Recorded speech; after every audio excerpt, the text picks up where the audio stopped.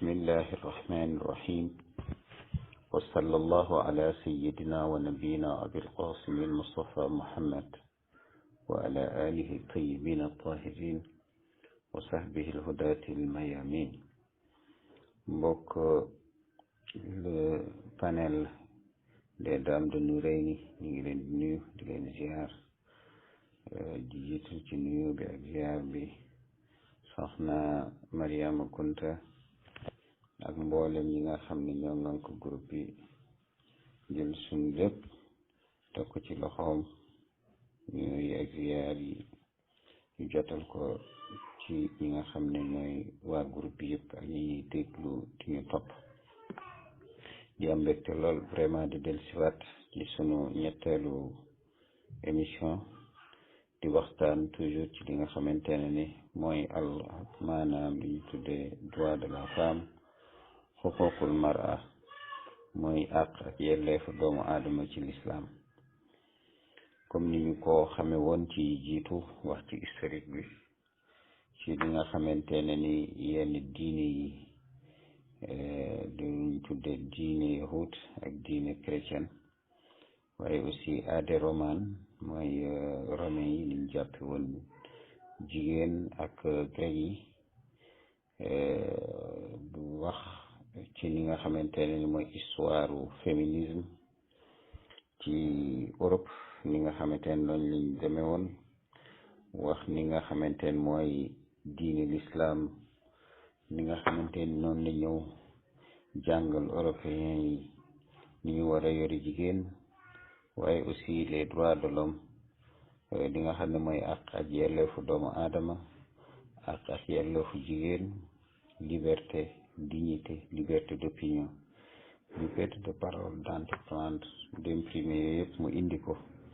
mu nekk loo xam ne lu am solo ñu yeewaat peuple yooyu wax ñetti vagues yi nga xam ne yëpp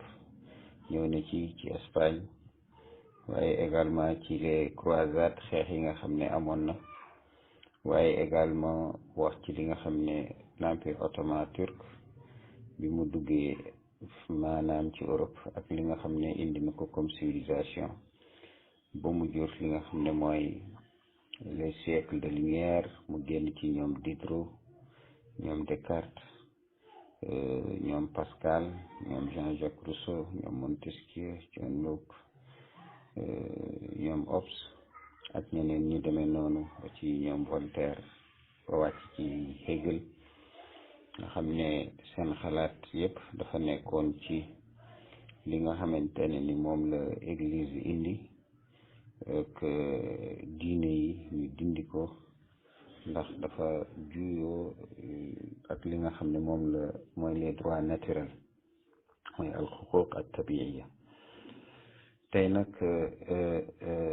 bëgg nañu continuer di wax ci comme niñ ko waxee rek ci sunu mujj leçon bi mooy ne lu ne balaa nga koo xam il faut nga xam nature am donc ñu waxoon pour xam doomu aadama lu war la balaa ngaa xam maanaam àq ak yelleefu jigéen ndaxte jigéen ci doomu aadama la moom ak góor rek ñoom ñooy doomu aadama boolee loolu moom mooy doomu aadama. donc waxoon nañu aussi li nga xamante ne noonu lañ ko war a xamee waaye aussi ak li nga xam ne mooy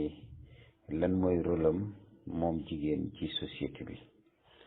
mu nekk loo xamante ne lu am solo. tey nag dañuy continuer rek wax lan mooy maanaam almara fi tabia lan mooy maanaam place jigéen ci nature bi ci li nga xam ne yàlla noonu la ko sàkkee lépp li nga xam ne ci la nekk moom mais également lan mooy position wu l'islam jigéen ci alquran waxaale quelques histoires yoo xam ne yu amoon la diggante jigéen ñi ak yonent yàlla Muhammad sallallahu alayhi wa sallam ci mu nekk yu am solo yoo xam ne ci ay njàngat comme niñ ko waxe woon rek donc gis ngeen fi ñu mujje woon dem ba ci féministes yooyu demoon na ba nga xamante ne ni ñi nga xam ne mooy seeni boroomi xam-xam retourné contre église wax ci wax yi nga xamante ne ni moom lañ ci wax ñoom, attaqué ñi nga xam ne ñoom lañ ci attaqué pour rek bëgg jigéen ñi am seen liberté, waaye ñoom it dañoo dugg ci beneen guuta, mooy yaakaaroon nañ ne dañuy ñëw libéré jigéen buñ ko génnee ci mbedd mi, buñ ko joxee yenn yelleef yi, buñ ko joxee yenn war yi ak yeneen yu demee noonu, jigéen dina nekk koo xam ne dina libre. ñoom ñu xeexal ko ñoom jigéen ñi. gis ngeen ñi ci jiitu mooy les Olympe de Gouges ci 1791, moom it ci la déclaration des droits de la femme et de la citoyenne. gis nga biñ defee la déclaration des droits de l'homme ci 1789 dañ ci fàtte maanaam turu jigéen. moom nag mu jóg moom it mu def déclaration des droits de la femme, maanaam wax ak yelleefu doomu aadama lan moo ko war, waaye aussi citoyenneté am, nekkaayam ci cité bi. ak aussi Théroigne de Méricourt, mu nekkoon aussi jigéen bu am taxawaay boo xamante ne ni fexe na ba jigéen ñi bokk ci li nga xam ne la prise de la Bastille, mooy maanaam bi ci seen révolution 1789. donc mu nekk ñoo xamante ne ñu amoon taxawaay, waaye yooyu yëpp ba bi nga xam ne ñi ngi ñëw première vague, deuxième vague ak ñoom ci année 60 yi nga xam ne kii di Simone de Beauvoir génn na, ba léegi ba ci troisième vague bi muy année 1990 yi ba tey jigéen dañul dañ nekk ci filet yi nga xam ne moom la ko góor tàndar. mooy ne toujours lu mu am daraja dañ koy maanaam santam dañ koy leb fële jencu ko, waaye santu jëkkëram lay jël madame diw. donc loolu dafay mel ni identité am li nga xam ne mooy nekkaayam toujours dañ ko rattaché lonk ko ci li nga xamante ne ni moom mooy jëkkëram. te loolu ba tey dafay mel ni rek jigéen fi mu nekkoon kon foofu la nekk, amul li nga xamante ne ni moom mooy liberté dëgg sax bi nga xamante ne ni moom la war a am. moo waral tey sunu waxtaan, comme ni ñu ko waxee, ñu war a wax lan jigéen nature am. comme niñ ko xamee lu ne, comme ni ñu ko xamee boo dee def mbir, boo ci jógee pour def ko, da nga war a xam li ko tax a jóg, xam yuq bi, xam maanaam li nga xamante ne ni mooy loi yi nga xam ne moom moo ci nekk, muy maanaam qawaaniin ak tabiiya, muy les lois naturelles. lan mooy jigéen sur le plan physiologique, mooy maanaam ni ko yàlla bindee ci yaramam, mais aussi psychique, li nga xamante ne ni mooy ci wàllu bakkanam, ak psychologique ci xel mi. bu ko defee nga mën ko jàng xam lañ bat bu baax a baax li nga xamante ne ni moom mooy tëralin bi nga xam ne moom la yàlla tëralin ci bi muy sàkk jigéen. bu ko defee loolu boo ko xamee rek, nature am, li nga xamante ne mooy origine am, comme ni mu ko waxee sur le plan psychique, psychologique, mais aussi physiologique, di nga xam li nga xam ne mooy place jigéen, ak li nga xam ne moom mooy ci yi nga xam ne ci aspect yi nga xam ne am na ko comme valeur naturelle yoo xam ne yàlla moo ko jox. te bu loolu amee di nga comprendre li nga xam ne moom mooy valeur jigéen dëgg ci nature bi, li nga xam ne aussi moom mooy rôle am bi nga xamante ne ni moom la ko yàlla dénk, muy mu nëbbu wala mu nekk loo xamante ne lu feeñ. moo tax bu ñu xoolee ci optique boobu, xool li nga xamante ne ni moom mooy mu nekk cette vision naturelle, maanaam li nga xam ne mooy gis-gis bi nga xamante ne ni moom mooy jigéen, def li nga xamante ne ni tamxiis kaafa, muy un examen minutieux, lañ bat ko bu baax a baax di nga gis ne mbooleem loi yi nga xam ne ak règle wala principe ak règle yi nga xamante ne ni moom moo lay un chercheur objectif di mëne bu ko jëlee avec méthodologie dina gis ne fi mu ko yóbbu moom mooy comme ni ma ko waxee mu gis mu comprendre comme ni ma ko waxee dina gis mu comprendre li nga xamante ne ni li gën a important mooy anna ahama qawanin al tabia li nga xam ne c'est le plus important des lois naturelles li nga xam ne moom noonu la ko yàlla binde moom jigéen moom mooy qanunu baqaul naw muy maanaam loi de survie waaw mooy maanaam loi wu loo gis rek dafa am benn loi boo xam ne de survie maanaam dafay bëgg a nekk dafay bëgg a des wa sa'yi lil baqa mais aussi di dox pour essayer li nga xamante ne ni moom mooy nekkam mu mën a sotti mu mën a continuer di nekk di dund mu nekk la poursuite de son existence donc mais également wa difaa anha fexe ba nga xam ne existence boobu aussi dañ ko défendre bec et ongle à tout prix pour que mu mën a nekk mu mën a taxaw donc bu ngeen dee xool aussi ci biir loolu di ngeen gis ne li gën a important ci loi boobu mooy baqa au nasl mooy li nga xamante ne ni la survie de la progéniture mooy maanaam fexe bu dee nit mooy wala jin wala ba ci njaay àll yi ak lépp li nga xamante ne mooy li ci gën a am solo mooy baqa au nasl mooy fexe ba nga xam ne le genre même maanaam la survie du genre mooy fexe ba nit ki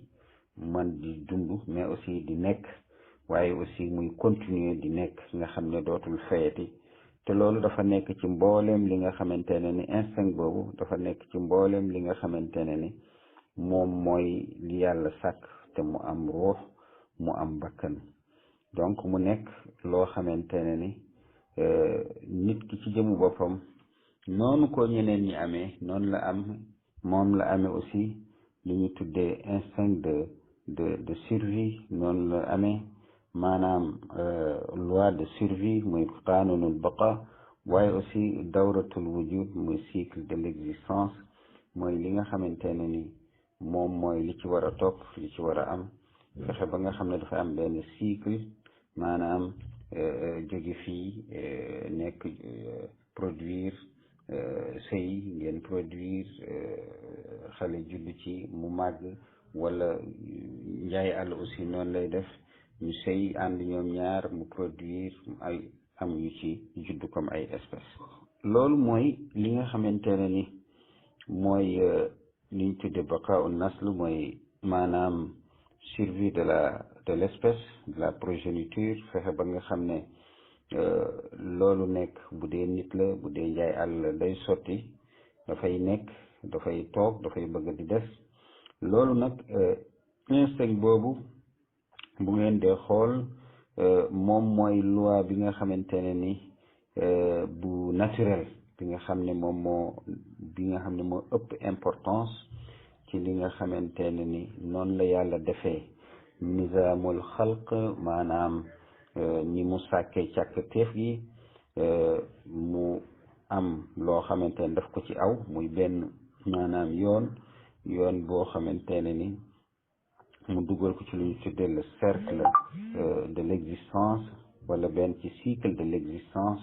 maanaam boo xam ne ay taxawaay la ay tolluwaay la pour que nit ki pour nekkaayam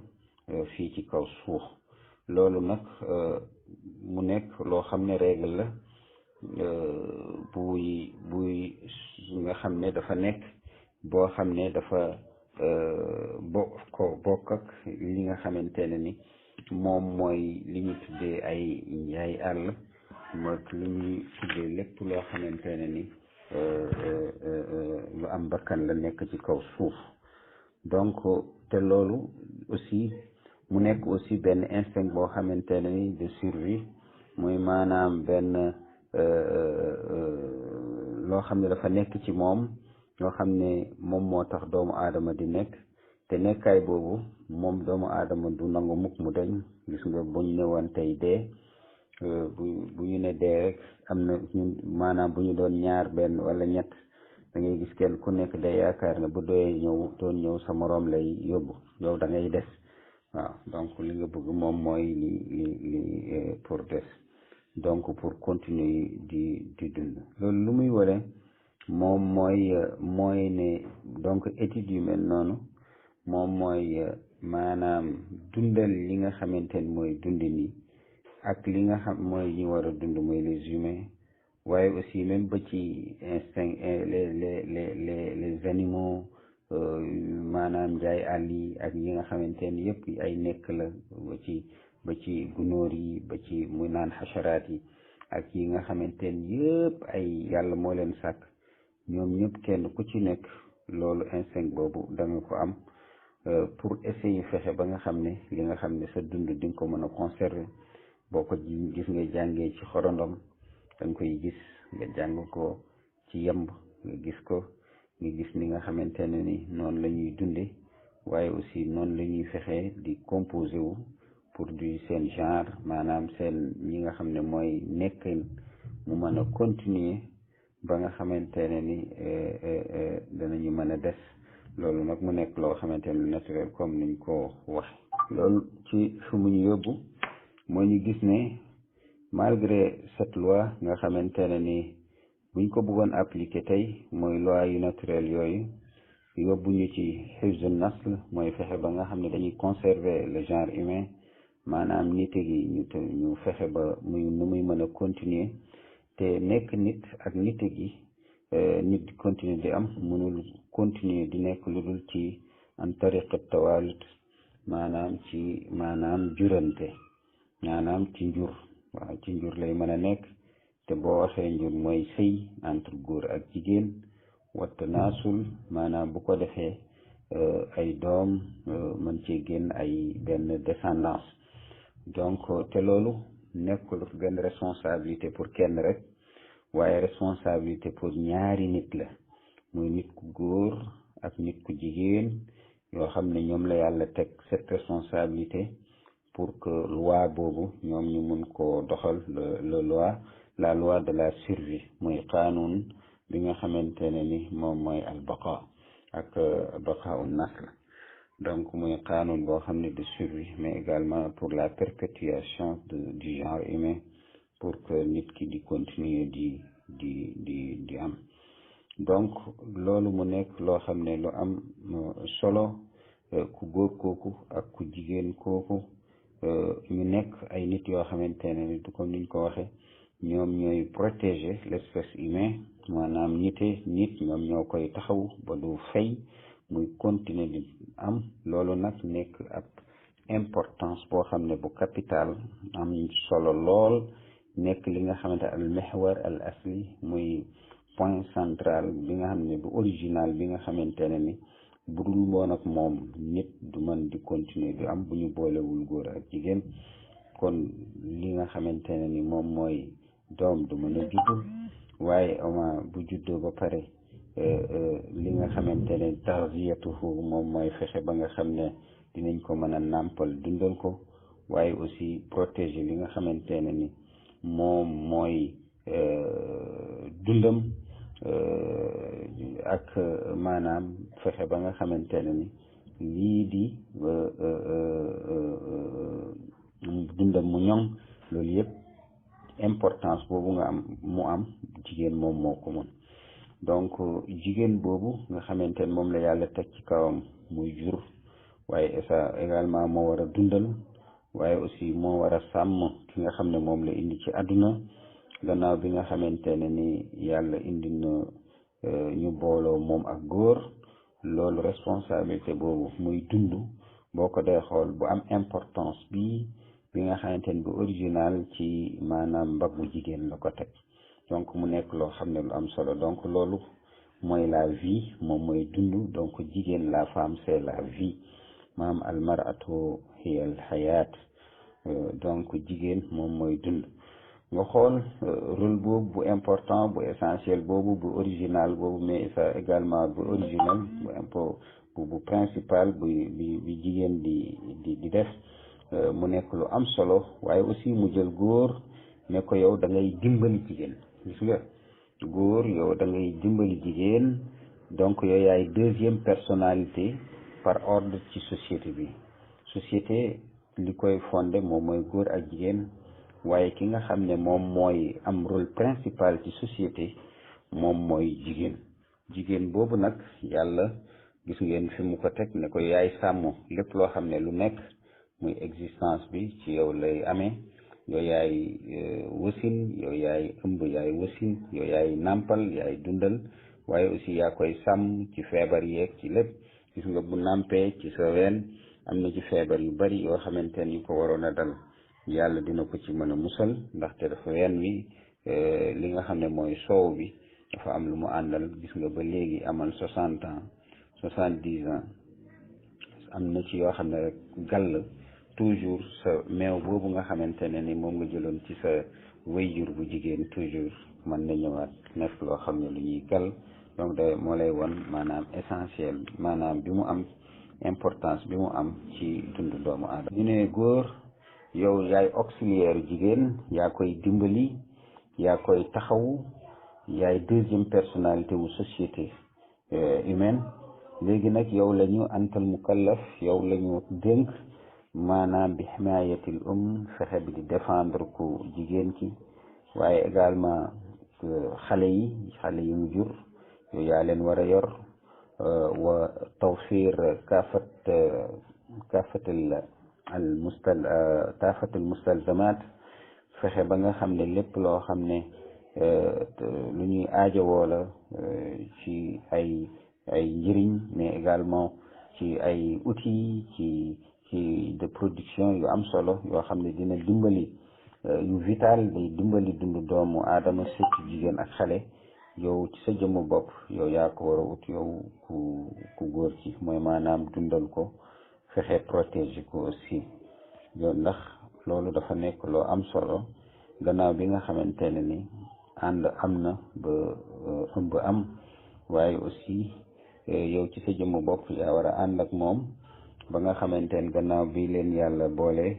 loolu ëmb boobu am ba nga xam ne di nga ko mën a protéger indil ko lépp loo xamante ne yombalal ko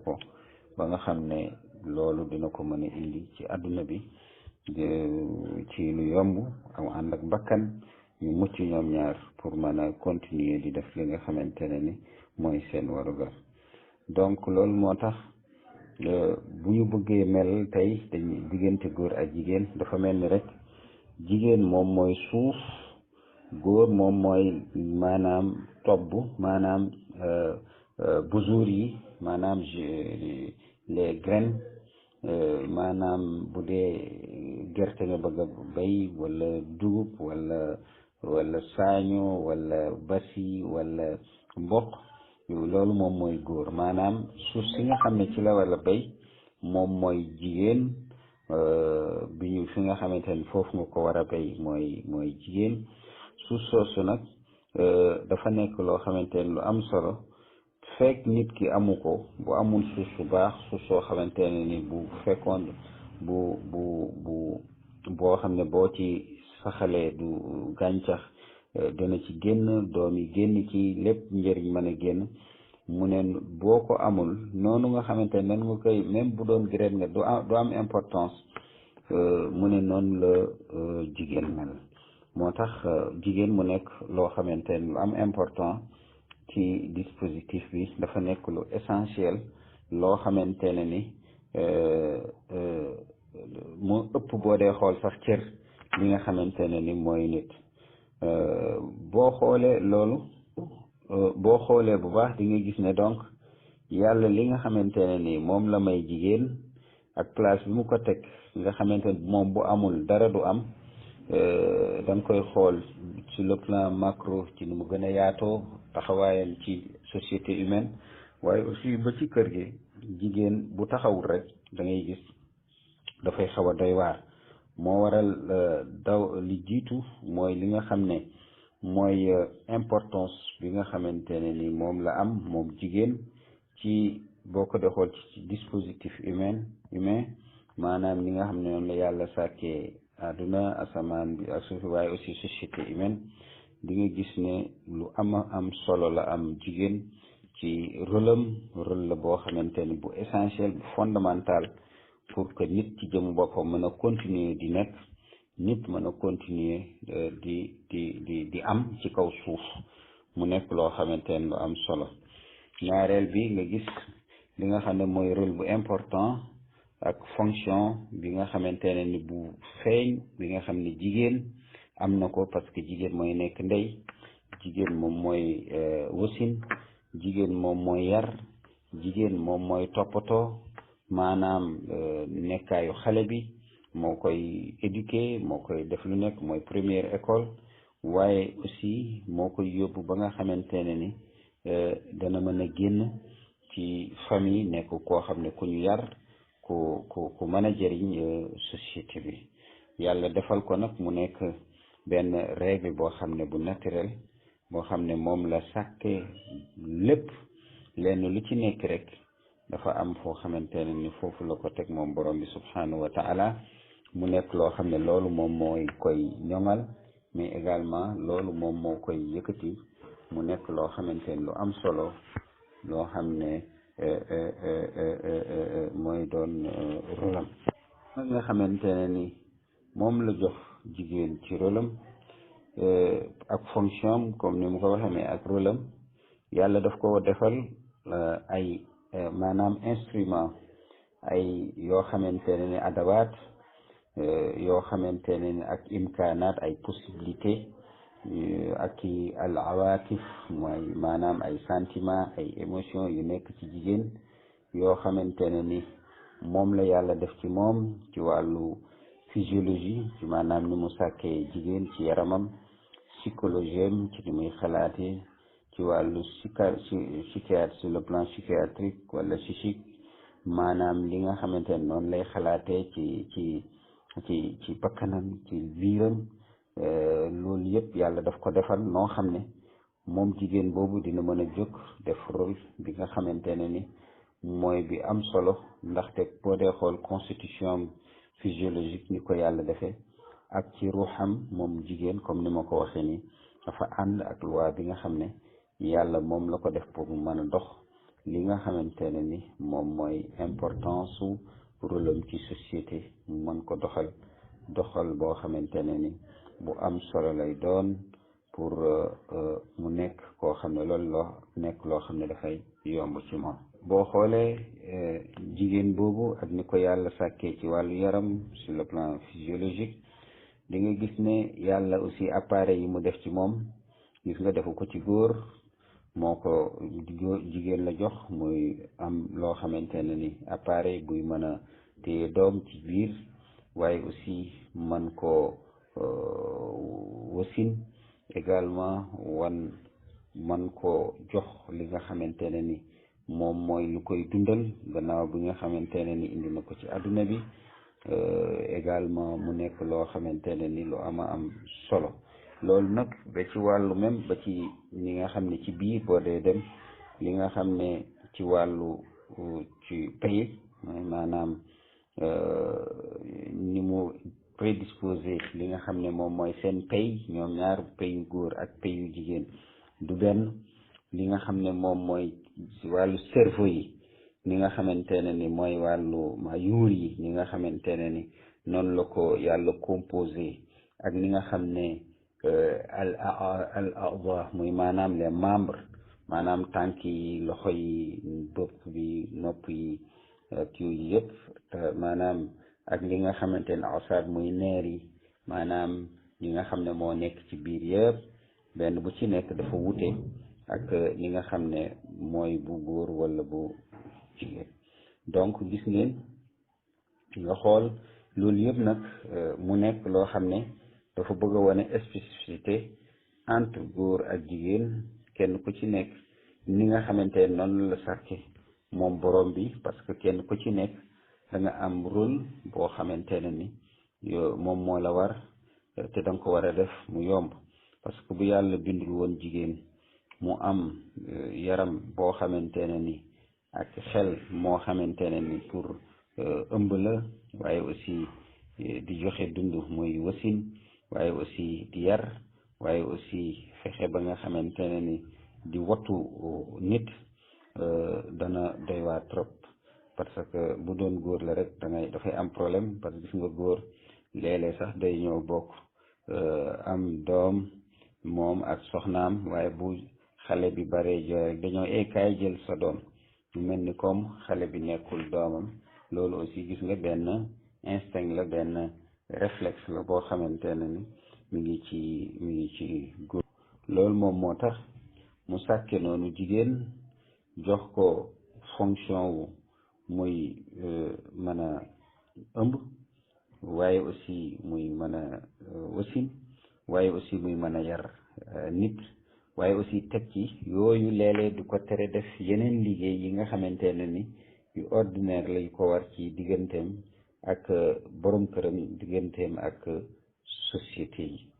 loolu nag yàlla ci biir loolu importance boobu mu am moo tax yàlla ne ko deñtalul ci lépp loo xamante ne ni liggéey bu metti la liggéey bu diis la gis nga boo dee xool sur l'histoire des guerres lu jiitu muy humanité bi mu commencé ba léegi nit di nekk gis ngeen guerre yi jigéen yi du yow ñu dem góor ñi rek ñoom ñooy dem waaye dem xeexi ndaxte xeex boobu dañu ko exemptel jigéen dañ ko ne yow mënoo cee bokk ndaxte yow yaay ëmb loo xamante ne ëmb bu diis lay doon waaye aussi lépp loo xamante ne ni liggéey bu diis la yow dañu la koy teggil parce que même boo xoolee sa yaram dafa fragile par rapport ak bu góor donc loolu moom moo tax liggéey yi nga xam ne dafay xaw a ñagas tuuti dafay xaw a diis ñu teggil ko jigéen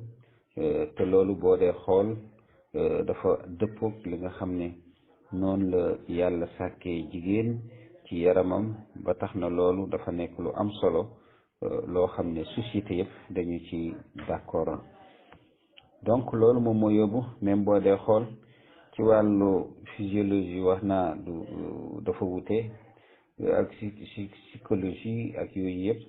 boo dee xool ci wàllu psychologie aussi di nga gis ne jigéen ci jëmu boppam ak ni ko yàlla bindee ci yaramam ci xelam ci cerveau yi ak yëpp dafa wute parce que jigéen moo ëpp émotion moo ëpp sentiment góor moom moo gën a sensible ku góor ci yu bari ndax ni nga xamante ne ni yàlla noonu la ko sàkke mu nekk koo xamante ne ni dafay am sentiment boo ndax li nga xamante ne ni moom yàlla moom la lalee bakkana muy alxubbu moom mooy maanaam li ñu tuddee amour mbëggeel ak affection ak maanaam li nga xamante ne ni mooy yërmande ci bi nga xam ne moom la def ci moom jigéen yàlla def ci moom nature boobu nga xamante ne ni góor ci jëmu boppam boo ko dee xool di ko nattableeg bu jigéen moo ko ëppale muy maanaam lépp loo xamante ne ni maanaam valeur u nite la loolu moom moo tax yàlla def ci moom benn mbir moo xamante ne ni mën na ci xëcc góor ci ay maanaam feem ci ay moyens yoo xam ne dafay góor gi toujours dafay xool ci ku jigéen ki di ko xemem di ko jox respect di teg ko ci li nga xamante mooy teguwaayam di ko soxla toujours te loolu dafa nekk loo xam ne lu naturel la diggante góor ak jigéen waaye gis nga toujours yi attrayant yi nga xam ne mooy dafa am jaasibiya maanaam day xëcc yàlla ci jigéen la ko def ndax dooleem waaye mu nekk loo xamante ne tegu ci loi yi nga xam ne moom la yàlla teg ndax loolu bu amul woon diggante góor ak jigéen du mën a ëmb jigéen du mën a wasin jigéen du mën a aussi yar te bu boobaa li nga xamante ne ni mooy jafe-jafe moom mooy am parce que genre humain du continuer te bu genre humain continuer wul maanaam nit ñi musiba mooy am ci société te kon bu boobaa loolu dootul mënati nekk. moo tax rôle bu am importance bi nga xam ne bu amul société du am, nit du am. donc pour wane supériorité jigéen wala sa zakaru kal unsa, jigéen góor melul ni jigéen, mu jox ko li nga xam ne mooy possibilité muy wasin, mu ëmb wasin, waaye aussi mu nàmpal, waaye aussi mu yar, waaye aussi mu maanaam téye li nga xam ne mooy xale bi, def ci moom valeur yi nga xam ne yu am solo lay doon, pour que bu génnee ci ëtt bi mu mën a nekk koo xam ne dina mën a joxe loo xam ne contribution bu am solo pour société bi nekk société bu avancé. bu ñu xoolee ci xasaais, maanaam ci spécificité yi nga xam ne yàlla daf ko jox jigéen ci nature bi fi tabia, ak li nga xam ne yàlla noonu la ko tege ci yoon woo xam ne bu naturel, jox ko ay waruwaay, mais aussi jox ko ay possibilité, jox ko maanaam mu mën a jur, def injab, waaye aussi baqa nasl, maanaam fexe ba nga xam ne nit dafay continuer di des. mu yooyu yëpp nag responsabilité bu toll noonu nga xam ne yàlla jigéen la gën a fonk. donc lu tax jigéen la gën a fonk? parce que góor la gën a maanaam nit la gën a fonk. yàlla nit moom mu gën a fonk muy doomu aadama. ki mën a def loolu pour moom mooy jigéen. moom moo koy indi fii ci àdduna, moom mooy fexe ba nga xamante ne ni nit kooku dana mën a des. moom mooy fexe ba nga xam ne nit kooku dina am yar. mooy fexe ba nga xamante ne ni nit kooku ci jëm boobu na mën a jooxe li nga xam ne mooy warugaram ci ëtt bi. kooku nag importance boobu jigéen la ko jox. moo tax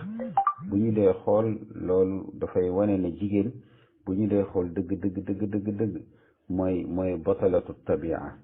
mooy maanaam la championne de la nature. parce que jigéen bu amul rek ku maanaam du mën a am société bu ñoom. du ñu mën a am société boo xamante ne ni dafay nekk société bu exemple. gis nga tey ba ngeen dee xool lu mel ni France, seen fax boobu mariage contre tous, xam nga fu góor ak góor di sëy ak jigéen ak jigéen. kooku maanaam li nga xam ne moom mooy le genre humain, maanaam espèce humain, maanaam nit ñi seen nekkaay dootul mënati am. donc nit kooku ñooñu mënuñu jur. te bu ñu jurul, loolu dafay nekk lu doy waar loo xamante ne ni bu ñu demee ba mu yàgg nit dootul mën a amati. te bu nit amatul, day raaf ci kaw suuf. loolu mu nekk danger boo xamante ne bu doy waar. moo tax góor boo dee xool li nga xamante ne à l'opposé de jigéen, moom liñ ko wax, dañ ko ne yow na nga fexe ba nga xam ne jigéen boobu, xale boobu nga xam ne ñëw na ci àdduna, na nga fexe nga indil ko li nga xam ne mooy li war, maanaam ci wàllu dundam, waaye également fexeel ba nga xam ne di nga ko mën a protéger, maanaam défendre ko ba nga xamante ne ni li mu am, maanaam moom bi mu nekkee ëmb défendre ko. parce que jigéenu bu ëmb dafay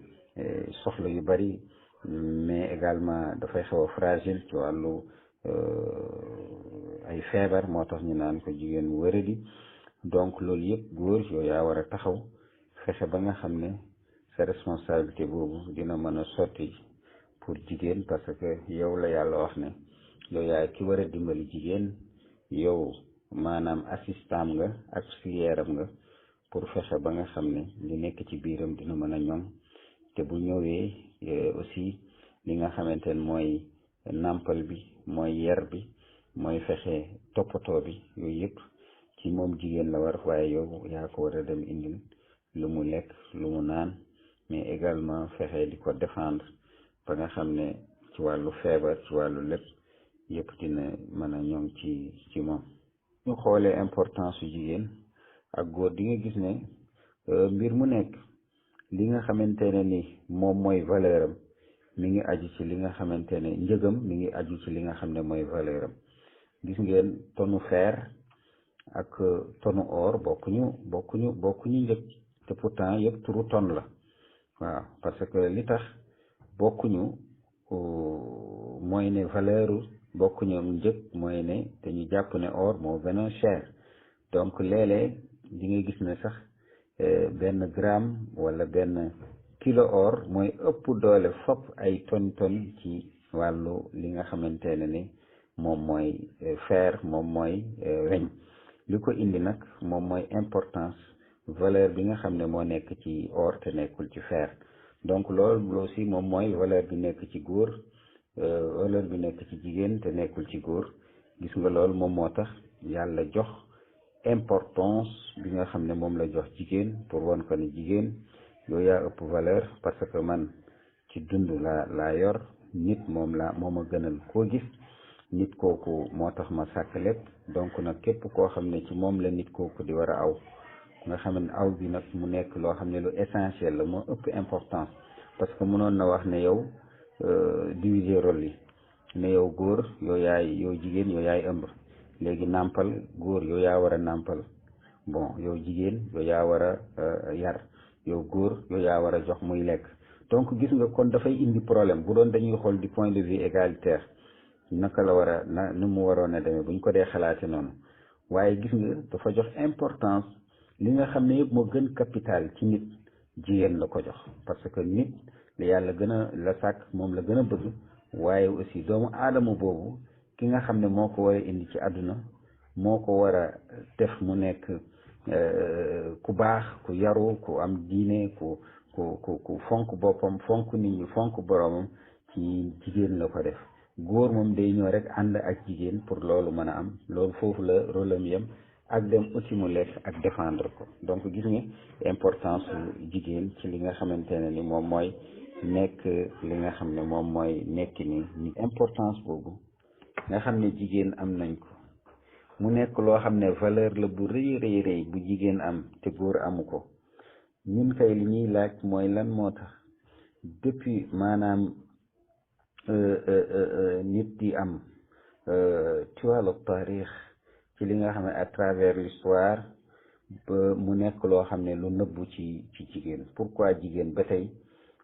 xamul boppam wala xamaluñ ko boppam wala joxuñu ko cëram yelleefam ak àqam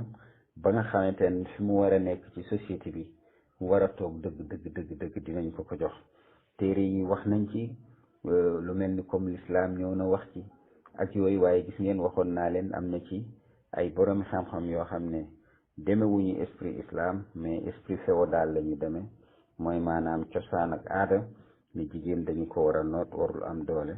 loolu moom moo ko indi moo tax ba bugguñu ci maanaam li nga xam ne moom la alquran wax dëgg ci jigéen ñu mën ko appliquer moo waral léeg-léeg ngay gis amul benn diine wala mazhab maanaam yoon wala idéologie boo xam ne lu dul l'islam rek jox na importance ku jigéen kooku loolu nag boo dee xool li jiitu mooy li ma wax li ko indi mooy fexe ba nga xam ne parce que dañu xaw a ragal jigéen parce que wax naa leen ci philosophie yi nga xam ne ci histoire noonu la ñuy gisee jigéen dem ba ne du nit ñu ngi ko jële fii toroxal ko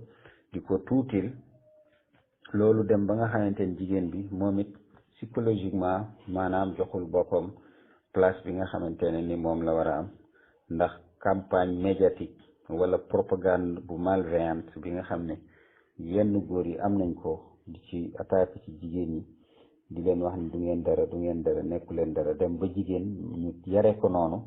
mu màggee noonu am psychologie boobu yóbbu ko mu nekk loo xamante ne ni dafay nasax ci kanamu góor wala jigéen te loolu sax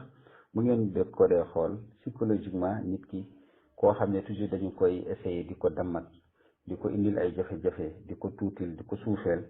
kooku dafay am problème toujours la plupart ndax aussi li tax ñëpp ñi ci gën a bari xam nañ ne jigéen nga xam ne tey mooy constituer 50% ci société humaine léeg-léeg sax mu dem ba 51-52%, léeg-léeg mu dem ba lu ko ëpp lu ko gën a kawe jigéen boobu bu doon dañu ko jëloon dugal ko ci li nga xam ne le circuit dëgg culturel social économique di nga gis ne mën na génne loo xam ne ay njëriñ yu mag a mag a mag a mag yu ëpp tey yi muy génne tey fii ci jëmm yàlla tey ji suñu jëmm yàlla tey ji loolu nag li ko indi moom mooy gannaaw bi ñu xamee ne moom it 50% yu moom la mais jigéen psychologie maanaam dafa ñaw jigéen dafa am xel jigéen dafa bu jàngee dafay nekk koo xam ne daanaka ku góor ki du ko raw waaw ku góor ki du ko raw donc loolu moom moo tax mu nekk loo xamante ne lu am solo pour que ñu bàyyi ci moom xel essayer fexe li nga xam ne moom mooy dominateur yi maanaam nit góor ñi nga xam ne ñoom dañu bëgg a dominer toujours fexe ba jigéen du génn fexe ba jigéen du jël rôlam fexe ba nga xam ne personnel jigéen dañu koy suul du nekk loo xamante ne lu am solo loolu yëpp dañu war a góorgóorlu fexe ba loolu xalaatin ak waxin ak gisin ak taxawaay ñu mel noonu du am ci jigéen waaye dañuy jël jigéen joxaat ko place am fexe ba nga xamante ne ni mu war a nekk dina ko nekk rôle bi mu war a jouer dina ko jouer ci société bi mu nekk lu am solo. société boobu nag comme ni ñu ko waxe woon ci njëlbéen ga di ngeen gis ne maanaam loo gis dafa am ay maayir maanaam ay mesures ay paradigme yoo xamante ne ni ci la ñuy natte ay valeur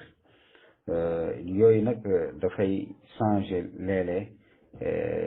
ci société ak beneen bi mu nekk loo xam ne aussi yooyu ay nécessité la ay daruriyaat la yooyu wax ak i xaajaat yoo xamante ne ni dafa nekk loo xam ne société bu nekk maanaam fu nit ñi daje muy mujtama dañu koy aajowoo pour que maanaam li nga xam ne mooy li jiitu mooy seen nekkin mu mën a teew mu mën a nekk loo xamante ne ni dafay ñoŋ léegi nag gis nga bu njëkk ba société primaire yi njëkk yi moo doon sàmm li nga xam ne moom mooy nit ni koy kiwee mu commencé di màgg nga am mu am famille fondé dem ba nekk fondé famille moom it mu dem gis takk soxna fondé famille muy dem ba mag loolu mooy mujtama mu jóge nag ci kiiwu li nga xamante ne ni situation primitive bi mu nekkoon nga xam ne famille la woon dem ci société yi nag léegi dem ba ñu màgg nag màgg boobu nekkatul léegi importance ñu jox li nga xam ne mooy ak tawaalut maanaam jurante maanaam procréation fexe nit di continuer di am mooy hifzu nasl ci mujtamaat yi yaa ngi dégg waaye dem nañ ba gis ne société yooyu ci seen jëmu bopp importance bi nga xam ne léegi capital moom la am nekkatul rek di wattu li nga xamante ne mooy le genre humain waaye dafa am yoo xamante ne ni mooy ci gën a essentiel mooy wattu ko moom en tant que société waaw bu ñu ne société moom mooy seen dëkkin ni nga xamante ne noonu lañ ko war a defee noonu lañ ko war a taxawoo dafa am ay prix yoo xam ne ay priorité nekkatul rek sàmm jigéen muy procréer góor dem di ko wuti lekk rek ci société ci famille waaye ay famille yu bari la yoo xamante ne dañoo gis ne léegi seen dëkkin ñoom ci seen jëmu bopp pour mën ko sàmm dafa laaj maanaam d'abord première mooy la sécurité waaw sécurité moom mooy li nga xamante ne ni moom mooy dal te dal boobu mooy sécurité alimentaire sécurité sanitaire ak sécurité économique gis nga même booy jàng étude stratégie yooyu lañ lay wax yooyu moom mooy fondement wu sécurité alquran indi ko allazi at'amahum min ju'in wa amanahum min xawfin maanaam ki leen jox sécurité pour ba du ngeen xiif waaye aussi du ngeen tiitee du ngeen tiit du ngeen ragal donc gis nga première kii ci société mooy sécurité aussi wa difa ak défense gannaaw bi nga xamante ne ut nga sécurité mais aussi défense fexe ba nga xamante ne da ngay défendre li nga xamante ne an kiyaanil mujtama maanaam li nga xamante ne mooy nekkaayu dëkkin bi dundin bi nga xam ne moom mooy bi am te loolu nuñ koy mën a défendre moom mooy mooy siyaasa par la politique wal idaara mooy management leadership essayer fexe ci wàllu administration ni ñu ko war a doxale ba nga xamante ne ni société bi ci wàllu économie ci wàllu maanaam li nga xamante ne taaminul mawaridul awwaliya li nga xam ne noonu la ñu war a sécuriser li nga xam ne les produits de première nécessité mais également li nga xamante ne ni wàllu liggéey waaw de la division du travail wala ak iktisabul masalihul hayawiya li nga xamante ne fexe ba am yi nga xam ne mooy de ay ressources wala ay sources yoo xamante ne ni vital yooyu dafa nekk loo xam ne lu fondamental ci société moo waral am na boobu nag bi nga xamante ne ni am na muy problème mu comme niñ ko waxee ni affaire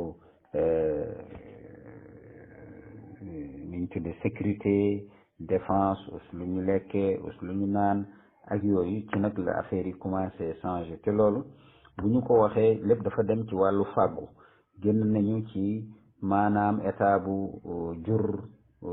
maanaam wasin yar ak yooyu léegi nag ñi ngi wax ci problème mu kooku c'est individuel léegi ñi ngi familial léegi ñi ngi wax nag ci wàllu mujtama société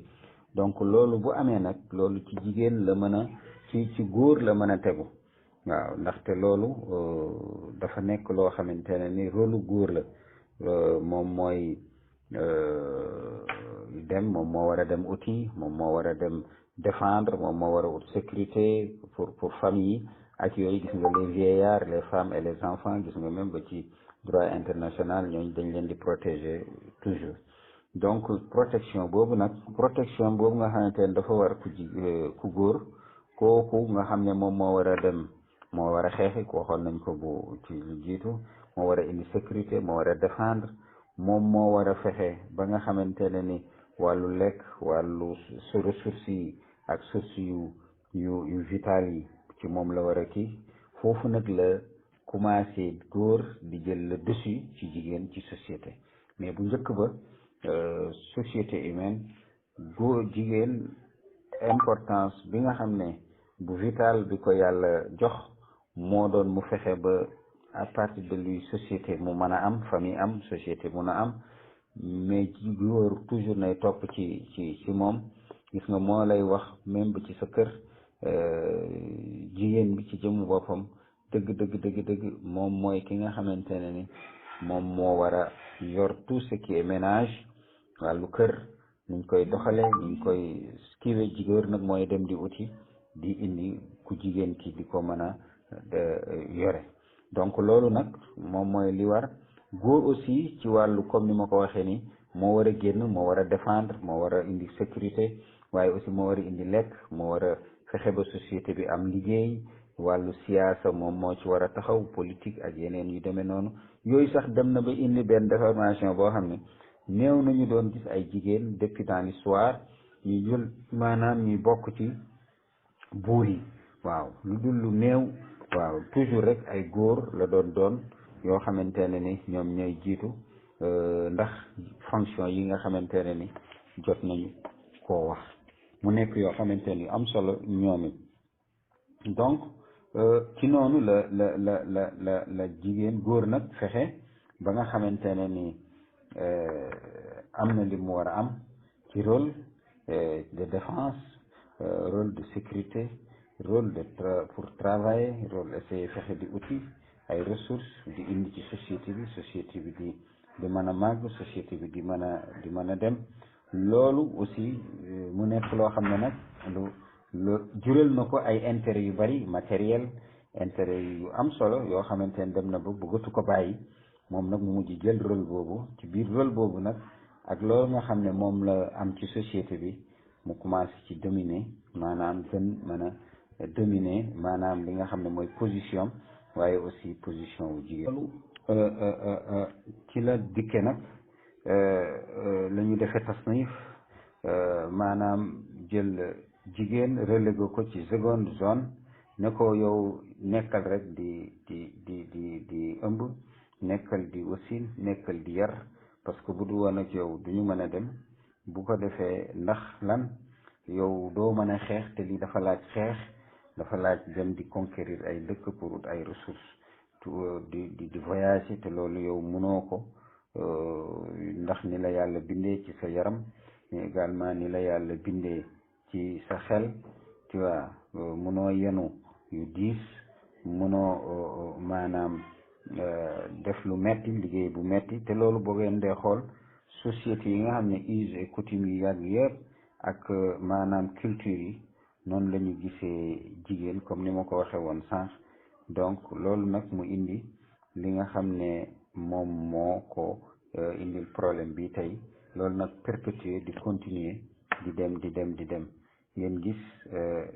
ci biir loolu dem na sax am na ci ay yenn civilisation yoo xamante ne yu amoon la muy la civilisation égyptienne doon na ci am ay jigéen yoo xam ne yu am taxawaay mu ñëw ba ci alquran di tudd la reine Balqis muy maanaam ki nga xamante ne ni moom la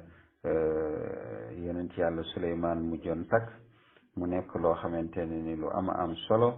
yooyu yëpp yàlla nag bi nga xamante ni gis na loolu ci maanaam taxawaay yooyu alquran ñëw loolu dafa indi maanaam importance bu rëy ba yàlla indi moom it gisin pour wane li nga xamante ne mooy place jigéen kooku dinañ ci ñëw incha allah parce que ñu ngi dugg ci léegi nag ci maanaam islam naka la ko gisee waaye comme xam naa ne lu duuf ñëpp ci nag bi xajul ci cindi dañuy yemandiki fii donc loolu du ci résumé rek ne yàlla bi mu gisee loolu ci la wàcc alquran di jox importance maanaam jabaru ki nga xamante ne ni moom mooy firawna diggante moom ak yonent yàlla Luut waaye aussi jabaru yonent yàlla Nuux aussi ni nga xamante ne ni ak Mariam mu nekk loo xam ne lu am solo comme niñ ko waxee loolu indi maanaam benn artu yàlla di wax ne góor ak jigéen déedéet société ñoom ñëpp kenn ku ci nekk mën na jouer un grand rôle boo xamante ne ni bu am solo boo xam ne day sur le plan sécuritaire waaye aussi défense ci wàllu maanaam fexe ba nga xam ne économie ak lépp ci éducation lépp jigéen daf ci mën a taxaw comme ni nga xam ne noonu la góor mën a taxawee ndaxte mbaax fu nekk la nekk moo tax yàlla wax ci alquran daraba allahu masalan lilladina kafaru imraata nuuhin wa imraata luutin kaanata taxta abdayni min ibadina alsalihayni fa xaanataahuma fa lam yugniya anhuma min allahi shay'an wa qiila adxula annaara ma addaaxilin gis nga yàlla ne maa ngi joxe exemple bu leer ci ñi nga xamante ne ñooy ñi gën a topp ci jox soxnaay yonent yàlla nuux gis nga soxna yonent yàlla nuux jigéen la woon nekkoon soxna yonent yàlla nuux waaye aussi wamraatu luut ak soxna yonent yàlla luut ñoom ñëpp seen boromi kër ay yonent lañu woon waaye nekk yonent googu teewul dañ leen war dañu nekk ànd ak safaanu lépp lu yonent yooyu doon jàngale nekkoon seeni boroomi kër dañu ko wuute woon ba alquran di ko indi fii pour wane ne nekk jëkkëru yonent am jëkkëru ku baax borom këru ku baax nekkul garantie pour que jigéen bi jabar bi mën a baax waaye aussi gis nga dafay wane am aussi jëkkër bu bon taxul ku góor ci ku jigéen ci mën a nekk koo xamante ne ku baax lay donc alquran di ñu wax falan yugniya anhuma min allahi shay'an maanaam statut boobu ñu am ñoom en tant que nekkoon ay soxnaay ay yonent yàlla nee na jëriñu leen dara dañ leen waqilat xulan naara ma daaxilin dugg leen safara ak ñi nga xamante ne ngeen ànd ñu fay dugg mais gis nga ci beneen bi mu ne daraba allahu masalan lilladina amanu imraata firawna is qaalat rabbi ibni lii indaka baytan fi ljannati wa najjini min firawna wa amalihi wa najjini min alqawmi alzalimin yow sunu borom gis nga mu ne muy joxewaat beneen exemple ci ay jigéen yoo xam ne dañu am taxawaay yu mag a mag muy asiyatu bintu muzahim mu ne yàlla mi ngi wax foofu pour ñi nga xam ne ñooy ñi gëm mooy imraata firawna soxna firawna te ñëpp xam nañu firawna monam ci maanaam weddi lépp loo xamante ne moom la yàlla indi ak xeex ko ak ñi nga xam ne noonu la xeexe woon Moussa bu ngeen ko fàttali ko ci histoire yàlla ne ko yow jabaru firawna yow soxnaay firawna bi nga xam ne yàlla mi ngi wax rabbi ibni li indaka baytan fi jannati na nga ma tabaxal ab kër ci àjjana wa najjini nag ma musal min firawna ci firawna wa amalihi ak jëfam wa najjini nag ma musal min al qawmi zalimina ak ñi nga xamante ñooy ñoom ñu bon yi gis nga loolu dafa nekk loo xamante ne ni lu am solo pour nga xam ko gis nga mu nekk deux exemples mooy maanaam kii dafa am borom kër bu baax nekk yonent waaye teewul dafa bon waaye aussi kii dafa am borom kër bu bon waaye moom mu nekk jigéen bu baax muy ñaar gis nga yàlla indi beneen troisième statut ci jigéen pour wane toujours taxawaayu jigéen ni mu amee importance ni mu amee ci ñu bon noonu la amee ci ñu baax waaye aussi ci góor ñi ni ñu amee góor yu bon ku mel ni Firawna noonu la amee ay nuux ñu am ay jabar yu baax ñu bon donc gis nga loolu mu indi troisième dimension bi mooy Maryama mu ne wa maryabnata imrana allati ahsanat farjaha fa nafaxna fihi min ruuxina wa sadaqat bi kalimati rabbiha wa kutubihi wa kanat min al qanitin donc gis nga mu ne ak Maryama bi nga xamante ne ni muy doomu Imran moom la ñu tuddee ci tubaab yi Joachim moom mi nga xamante ne ni ahsanat farjaha maanaam dafa rafetal maanaam nekkaam payam dégg nga ndeysaan fa nafaxnaa fiihi min ruuxina ñu maanaam génn ci maanaam uf ci li nga xamante ne mooy sunu ruux mu génn ci yonent yàlla Isa ibnu Maryama xam nga ne kooku ku rëy la ku kawe la wa sadaqat bi kalimaati rabbiha mu dëggal li nga xam ne mooy kàddu boroomam wa kutubi ak téere yi nga xamante ne yu wàcc la wa kaanat min al qaanitiin ci ñu nangu la bokk donc gis nga muy trois dimensions nga xamante ne ni ci jigéen seen importance seen waaye aussi ci góor muy wane ne fu baax mën a nekk rek ci góor wala ci mën a nekk ci jigéen fu jigéen mbaaxam mën a nekk rek wala bonam mën a nekk ci góor donc loolu mu nekk importance bu am solo dinañ ci ñëw incha allah ci sunu leçon yi ñëw parce que dañu bëgg ci kàttanu sunu borom muy gën a leer nga xamante ne bu ñu fi jógee rek ñëpp dañuy comprendre dëgg li nga xam ne mooy vraie place bi nga xamante ne ni moom la yàlla yonent bi moom la islaam ak alquran jox jigéen te ñu nar ko ñenn ñi nag taxaw ci pour xañ ko te dara waral ko aada ak cosaan ak ci teg ko ci xel mu rafet moo xam ne ñoom noonu la ñu jàppee ne mooy xel mu rafet